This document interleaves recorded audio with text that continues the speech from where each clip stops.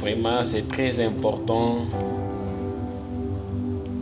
d'être à chaque fois dans la présence de Dieu, dans la maison de l'Éternel. C'est très important, vraiment. J'aimerais parler quelque chose sur nos frères adorateurs de l'Éternel, les musiciens chrétiens, en tout cas, ayez l'habitude vraiment de méditer la parole de Dieu. Vous devez avoir la connaissance. Le musicien chrétien, même dans des églises, et s'il chante, c'est fini pour lui. Vous allez se rendre compte dans certaines églises, il sort même. Et de certaines, il part même à la maison. Et dans d'autres, parfois il est dans l'église, mais il est connecté. Il est dans l'église, il fait autre chose, il ne se concentre pas là, à la parole de Dieu. Parce que c'est le moment de la parole, de l'enseignement. Mais s'il veut vous chanter, vous allez se rendre compte ce qu'il va vous chanter là. Et par contre, il parle même en langue.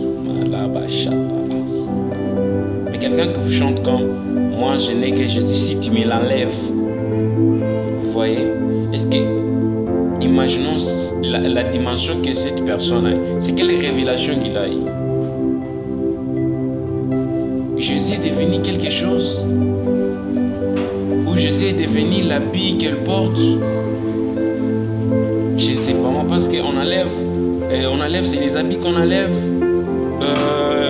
On enlève quelque chose, on a mis quelque part et il faut l'enlever. Mais comment est-ce qu'on peut enlever Jésus dans ta vie? Et vous allez se rendre compte dans des groupes de jeunes là, il met ces chants là comme un chant de prière, concentré là, il parle même en langue. Mon peuple périt par manque de connaissances. Il dit à Josué que ces livres de la loi ne s'éloignent point de ta bouche. Méditez-les jour et nuit. Josué chapitre 1, le verset 8. Vous devez méditer la parole de Dieu afin que vous ne chantez des choses glorieuses et merveilleuses. Pas par sentiment, par imagination. En tout cas, nos chers musiciens chrétiens, chrétiennes, adorateurs, aimons la parole de Dieu. Tout ce qu'on fait ici va passer, mais la parole de Dieu ne passera jamais. Car tout a été créé par la parole et opéré par des déclarations.